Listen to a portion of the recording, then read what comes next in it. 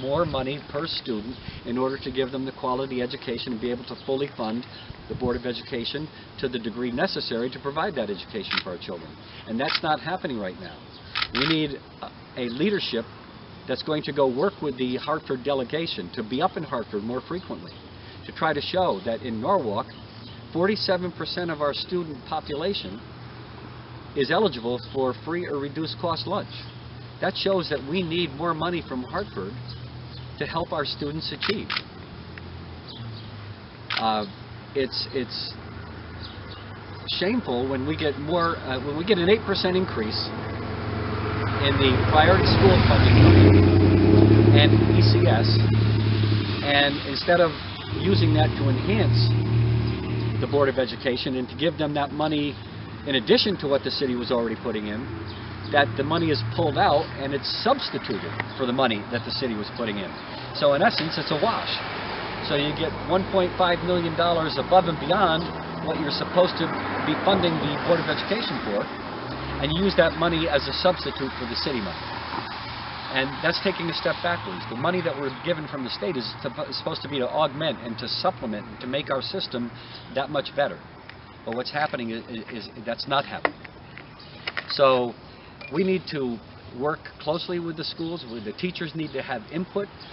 The people who are actually doing the job in the classroom, they need to feel that they're respected. They need to feel that they have input into the operation of the school system, because they're the people that are doing the job. If they're doing the job, they know where the problems are, where the problems lie. And they need to be a part of the solution and have a seat at the table, have a voice into how our school system is running. Now that's not just the teachers, that's the library aides, that's the nurses, all the people who are in our schools every day. We also need to make sure that our school infrastructure is safe. We have to do everything we can to provide for the safety of our students. Now the odds of something happening, I think the school is the safest place for a child during the day. I've always said that.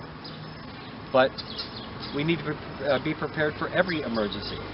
We need to be prepared in the event that we do have a problem. We need to have a good school security plan in place, and I know that they're being worked on right now, but it should have been worked on a long time ago. Shouldn't have to wait for a tragedy someplace for us to be protecting the children in our school system. We need to have a program for shelter in place, evacuation, lockdown. That should have been happening years ago.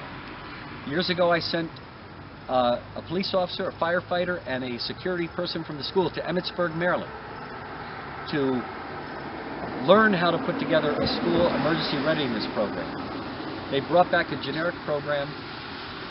They brought it back, and we were supposed to be working with the school system, and the leadership of the school system at that time, not the school system, leadership of the city, did nothing at that time to make sure that this school emergency operations plan was put into effect.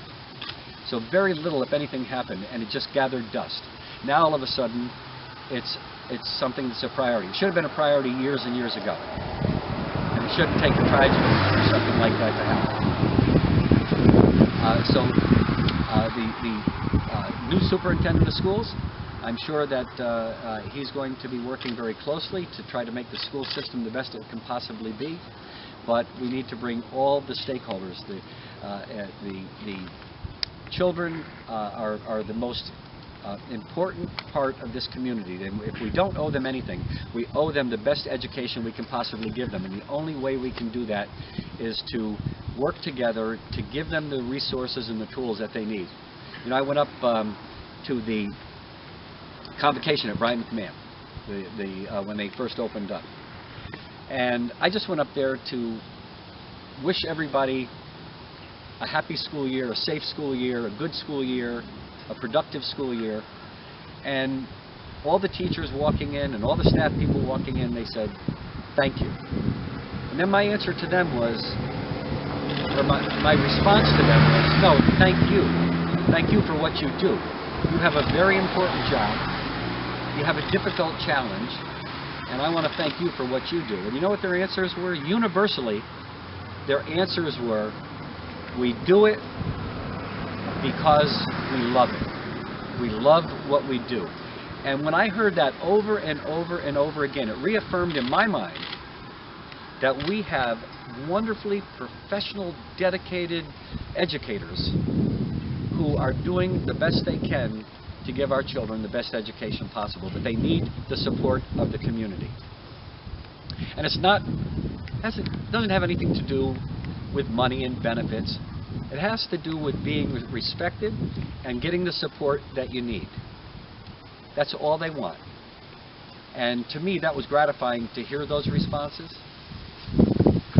It was just remarkable for me to hear them say over and over again, we do it because we love what we do. I don't know if you have any questions.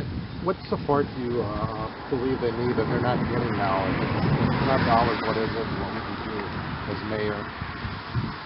Talk to them, listen to them, ask them for their ideas and thoughts on how the school system can be better. Because if anybody, it's like anything else. If I, as mayor, decide I'm going to write a policy for the fire department or the police department, or I'm going to tell them what they need to do, the people that know what they need in order to do the job better are the people that actually do the job. And really, that's all you hear from the teachers over and over again. I would like to have a voice at the table. I'd like to be heard. I'd like to be able to contribute. That's pretty much all they want. You know, the other thing is, talking about children in pre-K and early intervention and Head Start. You know, we're in a difficult situation right now. The Head Start program in Norwalk is in jeopardy. And it's an important program for our children. A good friend of mine, Rick Fuller, found that at age 4 or 5, you can identify in children behavior that later on is going to manifest itself in unacceptable social behavior. And we need to engage our teachers and our parents together so that they can identify those early behavioral problems that may manifest themselves later, so that we can intervene in the children's lives early, get them on a path of helping them to achieve and helping deal with those behavioral problems that they're showing, and intervene in their lives early with the pre-K and Head Start programs, early intervention programs that are so important to get them ready for school. And I've also talked in the past about the Life Social Skills program. Not everybody is going to be able to go to college, but we should be able to have everybody graduate from high school with a good basic education. And the Life Social Skills program is a program that will be for young people that may be going into the military, may be going into the job market, but be able to prepare them to be able to succeed in life, even though they may not be going to college. Harry, any particular reason you chose to do this out in front of Tracy today? Yeah. I graduated from Tracy. I went to Tracy School, and I remember Miss Vogel, who was an amazing principal, and used to play out in the back, and I actually used to walk to Tracy because I lived over on Delaware Avenue, which is over across from Rainbow Plaza, and walked over here in the morning and walked back home at night, and yeah, so Tracy School has fond memories for me. It was a great school. I had Miss Doolins in 5th grade. I came to Tracy in 5th grade, but I was at Jefferson from 1st grade through the beginning of 5th grade. And then when I came here, I went into Miss Doolin's class, and then Miss Hoffman in 6th grade, because back then Tracy went up to 6th grade. And then I went to West Rocks, and then Norwalk High.